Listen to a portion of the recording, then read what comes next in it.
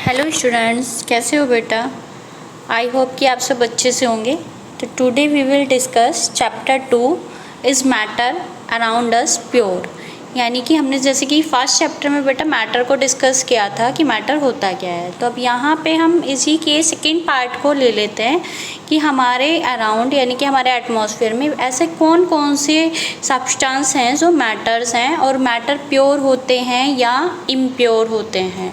इसके बारे में हम इस चैप्टर में डिस्कस करेंगे। तो सबसे पहले हम यहाँ देखते हैं कि यहाँ पे कौन कौन से टॉपिक हमें इस चैप्टर में कवर करने हैं। तो हमें यहाँ इस चैप्टर में जो टॉपिक्स कवर करने हैं उसमें फर्स्ट है प्योर सब्सटेंस, सेकंड है elements, third metals and non metals, metalloids and noble gases, symbols of elements. फिर नेक्स्ट आ जाता है कंपाउंड्स, फिर impure substance, mixture, types of mixture, solutions, types of solutions, separation of mixture and physical and chemical change. तो इन सब topics को हम यहाँ पर कवर करने वाले हैं बेटा। फिर नेक्स्ट यहाँ पे अब हमारे यहाँ पर बात आती है कि मैटर, जैसे मैटर तो हम कर ही चुके हैं कि मैटर होता क्या है। वो सब्सटेंस जो मास रखता हो और स्पेस ऑक्यूपाई करता हो, वो सब चीज़ें मैटर थी। यहाँ लास्ट चैप्टर में हमने देखा था कि कौन सी चीज़ें मैटर हैं, कौन सी चीज़ें मैटर नहीं हैं, या उनकी प्रॉपर्टी कैसी होती है। जैसे मैटर आपने पढ़ा था लिक्विड, सॉलिड या गैस किसी भी फॉर्म में हो सकता है, और मैटर छोटे छोटे पार्टिकल से मिलकर बना होता है, यानी कि एटम से मिलकर बना होता है। तो अब यहाँ पे हम फर्स्टली देख रहे हैं कि मैटर जो होता है वो प्योर भी हो सकता है और इम्प्योर भी हो सकता है। प्योर से मतलब क्या है? प्योर से मतलब आपके मन में बात आ रही होगी कि यदि सपोज करो हम मिल्क को ले लेते हैं कि अगर मिल्क एक मैटर है, सपोज करो होता है मिल्क मैटर है ही, तो अगर हम प्योर से बात करें तो इसका मतलब इम्प्योर अगर वो होगा तो उसमें यानी कि डस्ट पार्टिकल्स होंगे तो वो इम्प्योर है, ऐसा नहीं है बेटा। प्योर मीन्स होता है, प्योर का मीन्स होता है मतलब उसकी एक अलग डेफिनेशन होती है कि केवल एक ही एलिमेंट से मिलकर बने, या फिर उसकी जो उसमें अगर मोर देन 2 एलिमेंट्स भी आपस में मिक्स हो रहे हैं तो जो एलिमेंट्स हैं वो इस तरह से मिक्स होके बनाए सॉल्यूशन कोई भी कि वो होमोजीनियस हो। तो यहाँ पे प्योर या इम्प्योर को हम स्टडी करते हैं। तो सबसे पहले हम देखते हैं कि we often talk to each other about purity of substance like pure honey.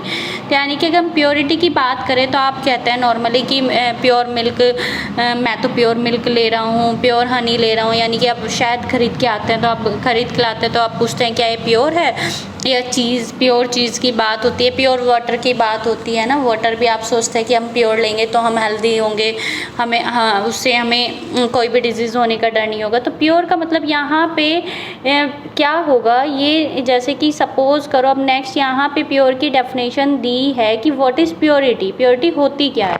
तो यानी कि ऐसे सब्सटेंस जो केवल एक सिंगल टाइप ऑफ पार्टिकल से बने हों वो प्योर सब्सटेंस होते हैं ना।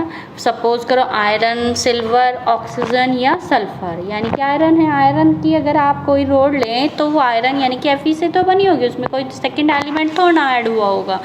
नेक्स्ट ऐसे ही अगर हम सिल्वर की बात करें, सिल्वर होता है Ag, यानी कि ऑक्सीजन की बात करें तो ऑक्सीजन या सल्फर, ये सब सिंगल एलिमेंट से मिलकर बने हैं, तो इसलिए इनको क्या कहते हैं, प्योर कहते हैं। अब सेकेंड क्वेश्चन फिर हमारे यहाँ पे आ गया कि यहाँ पे आप एग्जाम्पल देख रहे हैं कि यहाँ पे ये एग्जाम्पल क्या है, सॉल्ट का एग्जाम्पल है। सॉल्ट और कार्बन डाइऑक्साइड है, तो ये भी तो प्योर ही होते हैं बेटा। ये प्योर भी हो सकते हैं, इम्प्योर भी हो सकता है, बट सॉल्ट प्योर भी होता है। तो फिर आप इसमें तो मोर देन 1 पार्टिकल्स यूज हो रहे हैं, तो फिर उसको प्योर क्यों कह रहे हैं? क्योंकि सॉल्ट में आपको पता है Na एलिमेंट भी होता है और Cl एलिमेंट भी होता है। ऐसे कार्बन डाइऑक्साइड में भी कार्बन एलिमेंट्स और ऑक्सीजन एलिमेंट के मिक्स होने से कार्बन डाइऑक्साइड फॉर्म हुआ है, इन दोनों के कंबाइंड हुए तो कार्बन डाइऑक्साइड बना है। तो यहाँ पे फिर हम इसको प्योर क्यों कह रहे हैं? तो ऐसा नहीं है कि हमारी सिर्फ यही फिक्स है कि पार्टिकल्स एक ही होगा, पार्टिकल्स मोर देन 1 भी हो सकते हैं। बट अगर पार्टिकल्स मोर देन 1 हैं, यानी कि 2 या 2 से ज़्यादा पार्टिकल्स से मिलके कोई बना है मैटर, तो वो प्योर तब होगा जब वो यूनिफॉर्म फॉर्म में होगा, यूनिफॉर्म या ये कह सकते हैं होमोजीनियस। अब नेक्स्ट हमारे सामने क्वेश्चन आ जाता है बेटा कि यूनिफॉर्म या होमोजीनियस होता क्या है। हमारे सामने क्या क्वेश्चन अब होमोजीनियस होता क्या है बेटा, तो होमोजीनियस की अगर हम बात करें तो आप अगर कोल्ड ड्रिंक लेते हैं, सपोज करो एक सॉल्यूशन है ना, तो कोल्ड ड्रिंक का टेस्ट सब जगह से इक्वल होता है ना, ऐसा तो नहीं होता कि कहीं से टेस्ट अलग होगा और कहीं से टेस्ट अलग होगा, तो सब जगह से टेस्ट क्या है, बिल्कुल इक्वल है। या आप बात करें, आप घर पे बना रहे हैं, नींबू पानी बना रहे हैं ना, नींबू पानी बना रहे हैं, तो उसमें आप जो बना रहे हैं शिकंजी, यानी कि उसका टेस्ट जब आप उसमें वाटर में डिज़ोल्व कर रहे हो, क्या क्या डिज़ोल्व कर रहे हो, सॉल्ट डिज़ोल्व कर रहे हो है ना, सॉल्ट डिज़ोल्व करोगे या फिर उसमें शुगर डिज़ोल्व करोगे,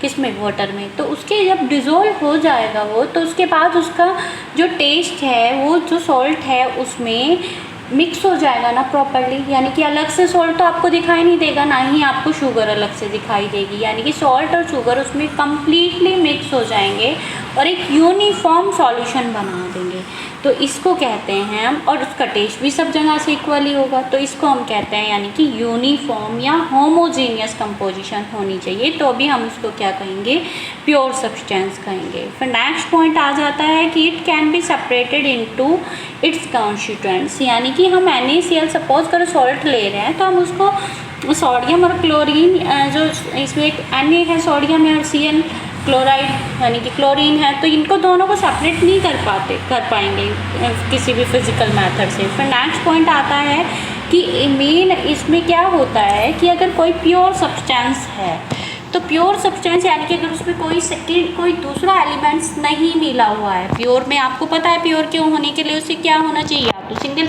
एलिमेंट से मिलके बनाओ, और या फिर वो अगर सिंगल एलिमेंट से नहीं बना हुआ है, मोर देन 2 एलिमेंट से मिलकर बना है, तो वो होमोजीनियस या यूनिफॉर्म कंपोजिशन में होना चाहिए। तो अगर वो प्योर है यानी कि इन शर्तों को पूरा कर रहा है तो प्योर है, और अगर प्योर सब्सटेंस है तो बेटा फिक्स है कि उसका मेल्टिंग और बॉइलिंग पॉइंट फिक्स होता है, जो किसी भी चीज़ के लिए मेल्टिंग या बॉइलिंग पॉइंट फिक्स कर दिया है वो ही उसका मेल्टिंग और बॉइलिंग पॉइंट आएगा। लेकिन जैसे ही आप अगर जैसे कि वाटर का एग्जांपल लो, अगर आप वाटर प्योर लेते हैं और आप उसको बॉईल करते हैं तो उसका बॉइलिंग पॉइंट वही आएगा जो हम बुक में हमें पता है कि वाटर का बॉइलिंग पॉइंट क्या होता है। लेकिन अगर आप वाटर के साथ साथ उसमें सॉल्ट भी मिक्स कर दें या शुगर मिक्स कर दें तो उसका बॉइलिंग पॉइंट एकदम से चेंज हो जाएगा, यानी कि अब वो प्योर नहीं है, क्योंकि आप अभी जब तक प्योर नहीं होगा जब तक वो सॉल्ट उसमें पूरी तरह से डिज़ोल्व नहीं होगा। मतलब अभी आपको एग्जांपल बताया ना कि उसमें डिज़ोल्व कर दिया तो वो सॉल्यूशन बन गया है और फिर उसमें पूरी तरह से कम्प्लीटली उसमें मिक्स हो गया है, तो हम उसको यूनिफॉर्म फॉर्म में आ जाए तो हम उसको प्योर कहेंगे, है ना। तो अगर जैसे ही हम उसमें सपोज करो वाटर में आप डस्ट पार्टिकल्स ऐड करते हैं ना, या फिर कोई दूसरा सब्सटेंस ऐड कर दे तो उसका बॉइलिंग पॉइंट क्या हो जाएगा, चेंज हो जाएगा। तो यानी कि बॉइलिंग और मेल्टिंग पॉइंट अगर प्योर सब्सटेंस है तो फिक्स होगा, अदरवाइज उसका या तो इंक्रीज हो जाएगा या फिर डिक्रीज हो जाएगा। It always possess same characteristics property, ये आप देख ही चुके हैं कि यानी कि जब अगर एलिमेंट सेम है तो कैरेक्टर सेम शो करेगा ही, और अगर प्योर सब्सटेंस है यानी कि वहाँ एक से ज़्यादा एलिमेंट से मिलकर बना है तो भी वो उसके कैरेक्टर्स क्या होंगे, कैरेक्टर्स और प्रॉपर्टी क्या होंगी, सेम होंगी। फिर नेक्स्ट आ जाता है कि हम प्योरिटी, अब प्योरिटी को टेस्ट करने के लिए आप उसका BP और MP देख सकते हैं। अगर BP और MP फिक्स आ रहा है तो आप यानी कि वो प्योर है, अगर BP या MP इंक्रीज या डिक्रीज हो रहा है यानी कि चेंज हो रहा है तो यानी कि वो इम्प्योर सब्सटेंस है। अब यहाँ पर प्योर सब्सटेंस में आ सकते क्या क्या है, यानी कि एलिमेंट्स और कंपाउंड्स की बात करें तो ये देखो अब एलिमेंट्स तो सिंगल पार्टिकल से मिलकर बना है पर कंपाउंड्स तो सिंगल एलिमेंट से मिलकर नहीं बना हो सकता ना, और फिर भी प्योर कह रहे हैं। क्यों? क्योंकि वो जो हम सेकंड पॉइंट बोले थे कि यूनिफॉर्म कंपोजिशन होनी चाहिए तो उसको फुलफिल कर रहा है। तो यानी कि जो एलिमेंट्स और कंपाउंड्स होते हैं वो हमारे प्योर सब्सटेंस होंगे और इम्प्योर सब्सटेंस में हमारा मिक्सचर आ जाएगा। जैसे कि आप यहाँ एक एग्जांपल देख रहे हैं सॉल्ट, तो सॉल्ट हमारा प्योर सब्सटेंस हो गया। यहाँ पे आप देख रहे हैं सल्फ़र, तो सल्फ़र हमारा एलिमेंट है, सिंगल एलिमेंट से मिलकर बना, ये भी प्योर है।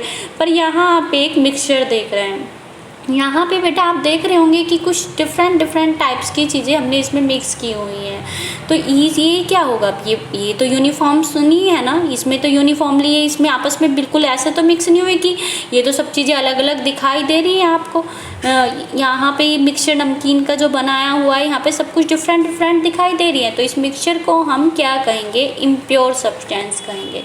नेक्स्ट आ जाता है कैरेक्टरिस्टिक्स। कैरेक्टरिस्टिक्स यानी कि they are made up of atoms, यानी कि जो हमारे ये हैं मैटर्स वो किससे बने होते हैं, छोटे छोटे पार्टिकल से बने होते हैं और उसको क्या कहते हैं हम, एटम्स कहते हैं। फिर नेक्स्ट होता है कि फिजिकल और केमिकल प्रॉपर्टी किसी भी एलिमेंट की क्या होगी, सेम होगी। ये तो आप देख ही रहे हैं, अगर सल्फ़र है, आप सपोज करो सल्फ़र है, अब सल्फ़र आपको पता है ये फॉस्फोरस है कि सल्फ़र बहुत ज़्यादा रिएक्टिव होता है, तो अगर उसे दूसरा एलिमेंट आपस में रिएक्शन करने के लिए नहीं मिला तो वो अपने आप ही अपने ही एलिमेंट से रिएक्शन करके S8 की फॉर्म में हमें नेचर में मिलता है। तो यानी कि S8 की फॉर्म में मिल रहा है ना, तो अब सल्फ़र के यानी कि S8 की फॉर्म में मिल रहा है, तो 8 सल्फ़र आपस में कंबाइंड हो रहे हैं, तो यहाँ पे सबकी जो नेचर होगी, केमिकल प्रॉपर्टी या फिजिकल प्रॉपर्टी होगी, वो क्या होगी, सेम होगी, डिफरेंट तो नहीं हो सकती ना। तो फिर नेक्स्ट होता है, अभी हम ये बोल रहे हैं कि फ्री फॉर्म में भी हो सकते हैं और कंबाइंड फॉर्म में भी हो सकते हैं। फ्री फॉर्म में और कंबाइंड फॉर्म में मीन्स मतलब क्या है कि आप कुछ एलिमेंट्स क्या होते हैं हमारे बहुत ज़्यादा रिएक्टिव होते हैं और कुछ एलिमेंट्स बहुत कम रिएक्टिव होते हैं। अब यहाँ फ्री यहाँ पे यानी कि फ्री और कंबाइंड फॉर्म में क्या डिफरेंस है, तो बेटा कुछ जो एलिमेंट्स होते हैं वो बहुत कम रिएक्टिव होते हैं और कुछ एलिमेंट्स बहुत ज़्यादा रिएक्टिव होते हैं।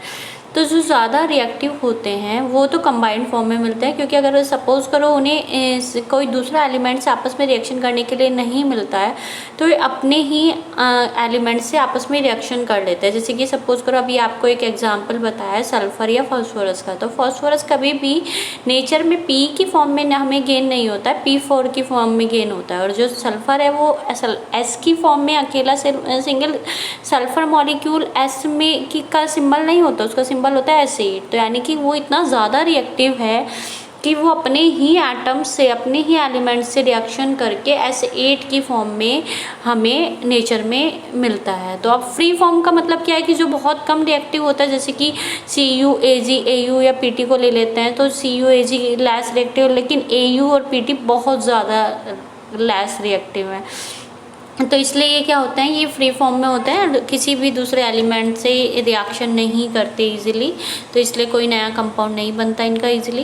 नेक्स्ट आ जाता है फिर हमारा मेटल्स। अब यहाँ पे हम जो एलिमेंट्स हैं उन्हें 3 कैटेगरीज में डिवाइड करेंगे, metals, non metals and metalloids. अब मेटल्स क्या होती हैं, मेटलॉइड्स क्या होती हैं, या फिर नॉन मेटल्स क्या होती है। तो बेटा अगर हम इन्हें लें तो ये जैसे कि आप 8 क्लास में तो आप देख के आए हैं कि साइन होती है या फिर डक्टाइल होते हैं या मेलेबल होते हैं, ये कैरेक्टर्स आपने देखे हैं। लेकिन यहाँ पर अब 9th में अगर आप देखें 9th स्टैंडर्ड में, तो अगर आप यहाँ पे देखें मेनली तो इसमें क्या होता है कि बेटा यहाँ मेन कैरेक्टर होता है इलेक्ट्रॉन लॉस करना या गेन करना। जैसे कि आप सपोज करें कि हम एग्जाम्पल लें यहाँ पर Na, क्या लेते हैं हम एग्जाम्पल Na, तो Na यहाँ पे इसका कॉन्फ़िगरेशन होता है 281।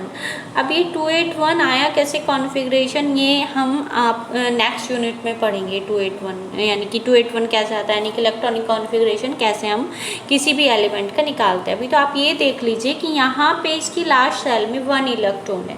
तो अब किसी भी केमिस्ट्री में किसी भी एलिमेंट को अपनी स्टेबिलिटी के लिए लास्ट वाली सेल में 8 इलेक्ट्रॉन करने होते हैं। तो लास्ट वाली सेल में 8 इलेक्ट्रॉन करने के लिए या तो ये 7 गेन करे, या फिर इसके पास दूसरा सॉल्यूशन ये है कि ये अपने 1 इलेक्ट्रॉन, अगर ये 1 इलेक्ट्रॉन लॉस कर दे तो ये लास्ट वाली सेल फिर ये 8 वाली मानी जाएगी, तो भी ये स्टेबल हो जाएगा। तो इसलिए इसको इजी कौन सा काम पड़ेगा, लॉस करने का या गेन करने का बेटा। तो ये इजीली 7 गेन करने की बजाय क्या करेगा, 1 इलेक्ट्रॉन को लॉस कर देगा। तो यहाँ पे यानी कि ये स्टेबल कैसे हो रहा है, ये स्टेबल 1 इलेक्ट्रॉन को लॉस करने के कारण हो रहा है। तो इसलिए अब यहाँ पे इसको क्या कहते हैं, हम मेटल कहते हैं। तो ये इसकी टेंडेंसी हो गई कि which have tendency to loss electrons. तो जो 1 इलेक्ट्रॉन 2 इलेक्ट्रॉन या 3 इलेक्ट्रॉन्स लॉस करके अपनी स्टेबिलिटी को गेन करता है, हम उसको क्या कहते हैं बेटा, उसको हम कहते हैं मेटल्स। तो हम उसको मेटल्स कहेंगे। तो फिर नेक्स्ट, अब यहाँ पे हमारा नेक्स्ट पॉइंट आ जाता है बेटा मेटल्स। फिर नेक्स्ट मेटल्स के बाद क्या होगा कि मेटल्स में हमने ये तो बोल दिया कि इलेक्ट्रॉन लॉस करने की टेंडेंसी होती है। अब एक बात बताओ, जब कोई एलिमेंट इलेक्ट्रॉन लॉस कर रहा है, जैसे कि यहाँ पे इसने एक इलेक्ट्रॉन लॉस किया है। तो लॉस करने के बाद उस पर कौन सा चार्ज आएगा, मतलब आप अगर इसकी न्यूक्लियस स्ट्रक्चर, अगर आप इसकी स्ट्रक्चर देखिए किसी भी एटम की, तो जो कोई भी एटम्स होता है उसकी स्ट्रक्चर एटम में ऐसे होती है कि ये एटम्स होता है, उसके बीच में न्यूक्लियस होता है और यहाँ पे प्रोटॉन, न्यूक्लियस में प्रेजेंट होते हैं प्रोटॉन और न्यूट्रॉन, और जो इलेक्ट्रॉन होते हैं वो इसमें शेल्स में मूव करते रहते हैं। तो अब यहाँ किसी भी एटम्स में कि जितने इलेक्ट्रॉन्स होते हैं उतने ही प्रोटॉन होते हैं। जैसे कि सपोज करो Na ले, तो Na में 11 इलेक्ट्रॉन है, 11 ही प्रोटॉन है। ये सब कंसेप्ट अगर आपको थोड़ा सा प्रॉब्लम हो रही है तो आपको नेक्स्ट यूनिट में बहुत अच्छे से क्लियर हो जाएंगे बेटा। तो यानी कि अभी ये मान के चलिए कि किसी भी एटम्स में नंबर ऑफ इलेक्ट्रॉन और प्रोटॉन सपोज करो इक्वल है, तभी तो वो न्यूट्रल है। लेकिन अब जब उसने इलेक्ट्रॉन लॉस कर दिया है तब कौन सी चीज़ ज़्यादा हो गई उस पर, प्रोटॉन ज़्यादा हो गई, क्योंकि प्रोटॉन पॉजिटिव होते हैं और इलेक्ट्रॉन हमेशा नेगेटिव होते हैं। तो इसलिए उस पर अब कौन सा चार्ज ज़्यादा हो गया, पॉजिटिव। तो इसलिए हम कहते हैं कि जब कोई चीज़ इलेक्ट्रॉन लॉस कर देती है तो उस पर कौन सा चार्ज आ जाता है बेटा, पॉजिटिव। और पॉजिटिव चार्ज आने पर हम उसको क्या कहते हैं, कैटायन कहते हैं। तो यहाँ पे फाइनली हम क्या देखेंगे, यहाँ पर हमें फाइनली ये देखना है कि जब भी कोई मेटल इलेक्ट्रॉन लॉस करती है तो वो कैटायन में चेंज हो जाती है, यानी कि उस पर वो जितने इलेक्ट्रॉन लॉस या गेन करेगी उतने ही पॉजिटिव या नेगेटिव चार्ज आ जाते हैं। फिर नेक्स्ट चलते हैं हम यहाँ पर। तो नेक्स्ट होता है कि हम they can be prepared artificially bye nuclear reaction, nuclear reaction के द्वारा भी हम इन्हें बना सकते हैं। फिर नेक्स्ट होता है कि ये सॉलिड, लिक्विड या गैस की रूम टेम्परेचर पे सॉलिड, लिक्विड या गैस हो सकती हैं। तो लिक्विड एलिमेंट्स जो हैं वो 3 हैं, गैस हैं जो वो 11 हैं, और बाकी सब किस फॉर्म में है, सॉलिड्स फॉर्म में है। जैसे कि हम बात करें ब्रोमीन, गैलियम और मरकरी, ये 3 तो लिक्विड हैं। बट जैसे हम बात करें नाइट्रोजन गैस, ऑक्सीजन गैस, है ना, ये सब क्या है, हमारी गैस फॉर्म में है। ऐसे ही बाकी सब, इन सब 11 को छोड़ के बाकी सब हमारे क्या होते हैं, सॉलिड फॉर्म में होते हैं। फिर हम मेटल्स के बाद, यानी कि मेटल्स हो गए, फिर उसके बाद मेटल्स के बाद हमारा नेक्स्ट आ जाता है कि मेटल्स की फिजिकल प्रॉपर्टी होती क्या क्या है। जैसे आपने फिजिकल प्रॉपर्टी फर्स्ट देखी थी आपने, मैलेबिलिटी का मतलब आप उसको थिन लेयर में चेंज कर सकते हैं। यहाँ आप देख रहे हैं जो आप अपने लंच में यूज़ करते हैं एल्यूमिनियम, क्या होता है, सिल्वर पेपर, है ना, सिल्वर पेपर होता है ना। तो इसको हम ये पेपर में इतनी थिन शीट में चेंज कर सकते हैं मेटल्स को, उसका कैरेक्टरिस्टिक्स, इसलिए इसको कहते हैं मैलेबल। तो यहाँ पे फिर नेक्स्ट है डक्टाइल का मतलब हम इसको एल्यूमिनियम या सिल्वर, इसके सबके क्या होते हैं, हम इसको वायर में भी कन्वर्ट कर सकते हैं। आपको दिखाई दे रहा है कॉइल ऑफ एल्यूमिनियम वायर। फिर नेक्स्ट कैरेक्टर अगर आप देखें तो आता है इसका, नेक्स्ट कैरेक्टर आ जाएगा लस्टर्स, यानी कि इनमें शाइन होती है। तो मेटल्स में आपने देखा है कि शाइन होती है, देखो आप एजी में शाइन होती है ना, गोल्ड में, एयू में वो भी शाइन होती है। दूसरा नेक्स्ट जो होता क्या है कि जो मेटल है वो इलेक्ट्रॉन लॉस करती है और नॉन मेटल इलेक्ट्रॉन गेन कर लेती है उनके द्वारा लॉस किए हुए इलेक्ट्रॉन को। तो लॉस करने के बाद इन पर जो पॉजिटिव चार्ज आता है, इसका मतलब इनके बीच में बहुत स्ट्रॉन्ग बॉन्ड होता है। जब कोई मेटल किसी नॉन मेटल को इलेक्ट्रॉन लॉस करती है तो उसके बाद ये एक स्ट्रॉन्ग कंपाउंड बना देती है। तो यहाँ पर मेटल की बात करें तो मेटल जो होते हैं बहुत हार्ड नेचर के होते हैं।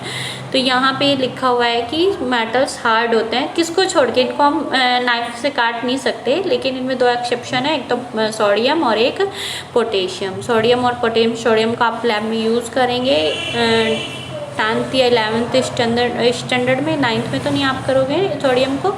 तो यहाँ पे जो सोडियम है वो और पोटेशियम, इनको छोड़कर बाकी सभी जो मेटल्स होती हैं वो हार्ड होती हैं। फिर नेक्स्ट आ जाता है कि जो मेटल्स जब हार्ड हैं तो बेटा नॉर्मल सी बात है कि वो तेल में होंगे, तो इसलिए उनके मेल्टिंग या बॉइलिंग पॉइंट्स जो होते हैं वो बहुत हाई होते हैं। अब लेकिन सोडियम और पोटेशियम तो हार्ड नहीं थी, तो इसलिए इनके सोडियम और पोटेशियम के जो होते हैं वो मेल्टिंग और बॉइलिंग पॉइंट थोड़ा कम होते हैं। कैल्शियम भी एक है, सोडियम, पोटेशियम और कैल्शियम। फिर नेक्स्ट लास्ट आता है इसमें सोनोरस क्या है, जैसे आप बेल की बात करें तो बेल जब हम किसी मेटल्स में को वो करते हैं तो वो साउंड प्रोड्यूस करती है। तो साउंड प्रोड्यूस करना तो क्या कहलाता है, सोनोरस। तो ये सब कैरेक्टर्स तो आप अपने 8th क्लास में कर चुके हैं, तो इसमें ऐसा वो नहीं है। लेकिन मेन क्या कैरेक्टर है यहाँ पर कि आप मेनली ये क्या होते हैं, इलेक्ट्रॉन लॉस करते हैं ना।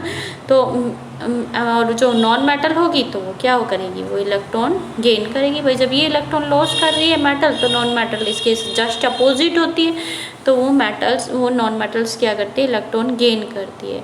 अब यहाँ पे अगर हम इसकी केमिकल प्रॉपर्टी देखें, तो केमिकल प्रॉपर्टी फिर नेक्स्ट वीडियो में देखते हैं। ओके बेटा, thank you, have a nice day.